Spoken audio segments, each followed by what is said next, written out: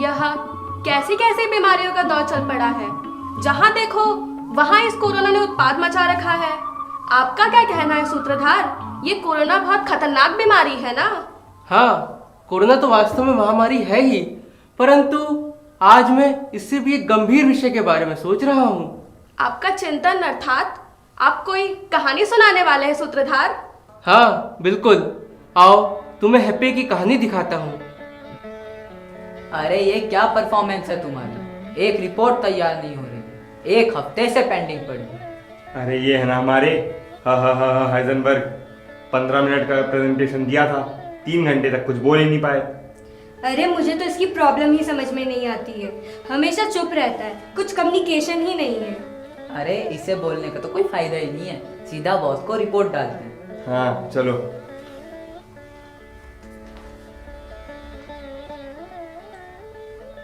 मेरे ऑफिस वालों से तो कोई उम्मीद करना ही बेकार है। ये लोग कहाँ मुझे समझेंगे। मैं अपने घर जाता हूँ, कम से कम वहां तो कोई मुझे समझेगा।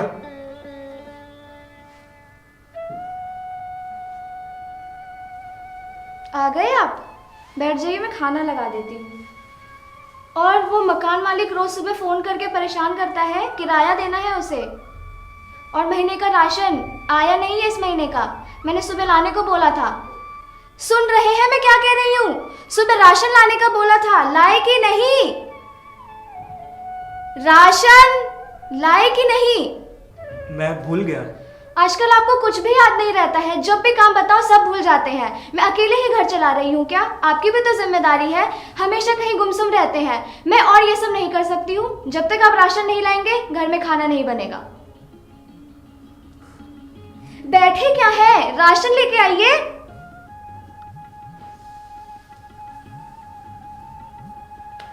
सोचा था कि मेरी पत्नी तो मुझे समझेगी, लेकिन अपने माता पिता के पास जाता हूँ। अरे देखो हैप्पी आ गया। अरे हैप्पी, बड़े दुखी दुखी हो, झगड़ा वगैरह हुआ है क्या? नहीं, ऐसी कोई बात नहीं है। अरे छोड़ो ये सब, चलो पार्टी करते हैं। हर दर्द की एक ही दवा है। मुझे अकेला छोड़ दो। ये देखो आ गए साहबजादे। इस नौकरी से भी निकाल दिए गए होंगे बेटा। बेटा तुमसे ना हो पाएगा। अरे शर्मा जी के बेटे को देखो, कहां से कहां पहुंच गया और तुम वही के वही। अरे हमने क्या नहीं किया तुम्हारे लिए? क्या किया मेरे लिए? क्या किया? आपको तो पता था ना कि मैं ऐसा ही हूं। बचपन से ही किसी से बोल नहीं पाता था, अपने मन की बात किसी से कह नहीं पाता था। लेकिन आपने सोचा कि मेरी सारी समस्याएं शादी से खत्म हो जाएंगे, पर देखो देखो क्या हालत हो गई है मेरी। जहां जाता हूं हार जाता हूं। जीवन में हताशा और निराशा ही है। और मेरा बचपन देखिए देखिए मेरा बचपन कैसे बीता। अरे हैप्पी, चल उठ नालायक। हे भगवान, ना जाने किस भूत का साया पड़ गया है मेरे बच्चे पर। बस ऐसे ही पड़ा रहता है, लेकिन आज सब निकल जाएगा।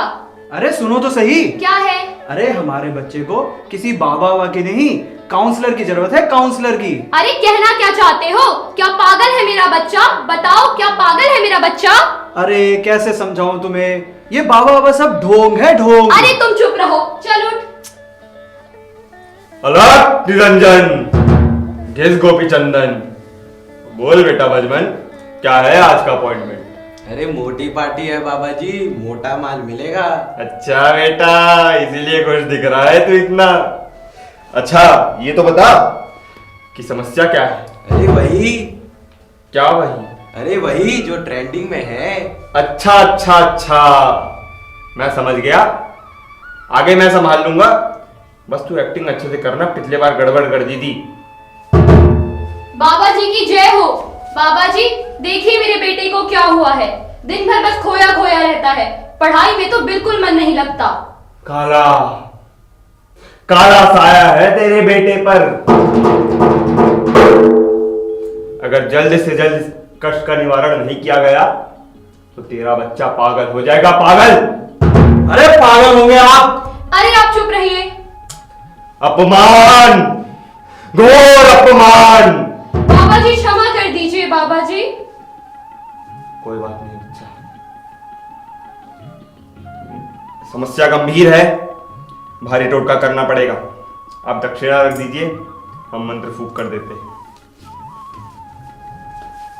ओम ह्रीम ह्रीम गोल्ड क्रीम सेफ्टी पिन भूत चल भट भट स्वाहा। जा बच्चा, तेरा बच्चा ठीक हो जाएगा। बाबा जी की जय हो, बाबा जी की जय हो, बाबा जी की जय हो। यह सब तो ठीक है, पर एक बात समझ नहीं आई, क्या ये कोई रोग है या फिर कोई काला जादू?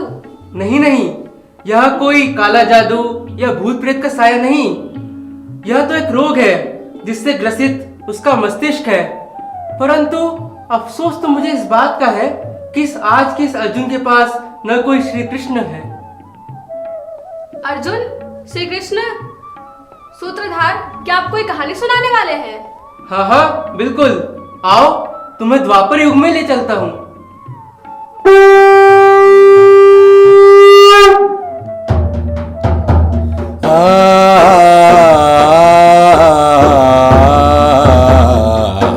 अथ श्री महाभारत कथा, अथ श्री महाभारत कथा, महाभारत कथा, महाभारत कथा।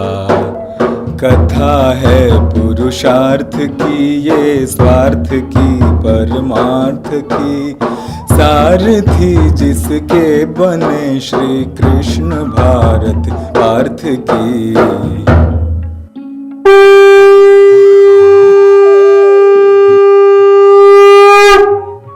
केशव, युद्ध के बारे में सोच सोचकर मेरा मन विचलित हो रहा है, मेरा शरीर शिथिल हो रहा है।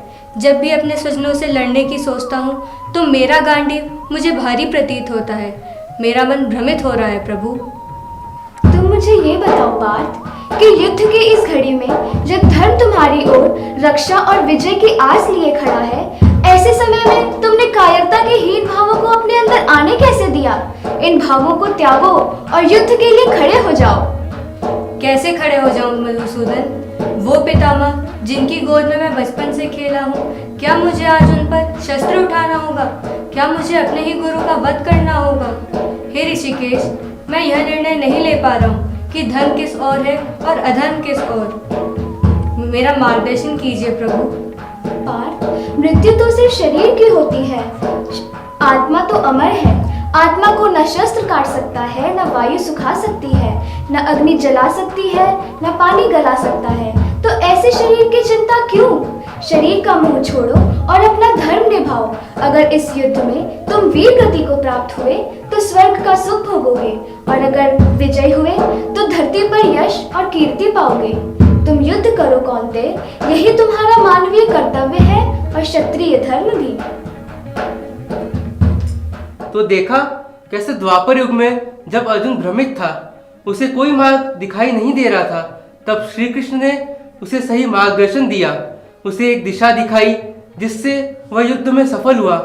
परंतु आज लाखों अर्जुनों के पास कोई श्री कृष्ण नहीं है जो उन्हें सही मार्ग दिखा सके। हमारा समाज ऐसे मानसिक बीमारी से पीड़ित का उनका बहिष्कार कर देता है, न कि उन्हें सही दिशा दिखाता है। हमारे हैप्पी का भी समाज ने बहुत बुरी दुर्दशा कर दी। तो देखो समाज ने हैप्पी के साथ क्या किया।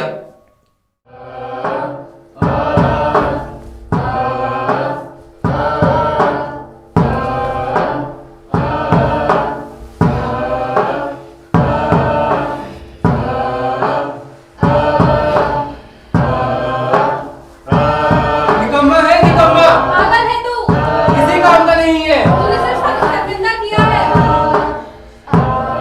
इसको निकाल दो समाज से। धरती पे बोझ है ये, बेकार है, बेकार। कुछ नहीं हो सकता इससे।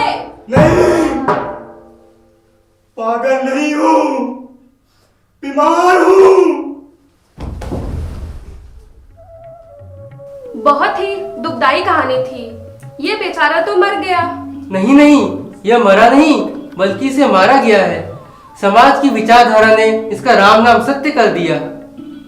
भारत में गणना के अनुसार 40% लोग ऐसे हैं जो इस मानसिक बीमारी से जूझ रहे हैं, और अगर इस मानसिक बीमारी का कोई निदान नहीं हुआ तो यह संख्या बढ़ भी सकती है।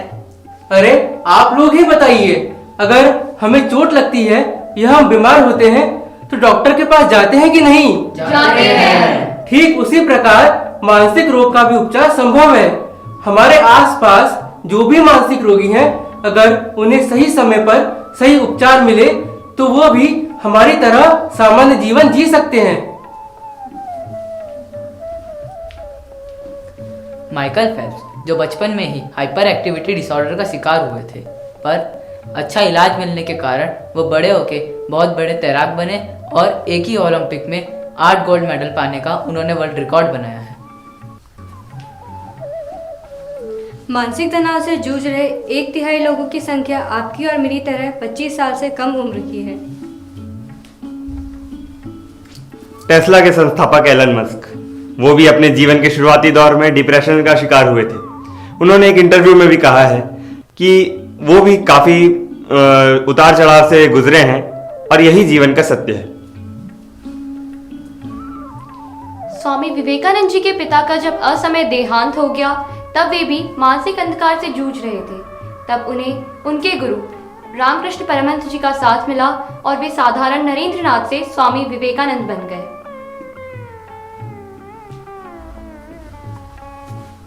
न्यूटन ने भी ग्रेविटी की खोज की, लेकिन वह भी मानसिक बीमारी के शिकार बन गए थे। WHO की रिपोर्ट के अनुसार भारत विश्व का सबसे डिप्रेस देश है। दुनिया में भारत में सबसे ज़्यादा आत्महत्याएं होती हैं और इसका कारण है मानसिक रोगों के प्रति लोगों की अज्ञानता।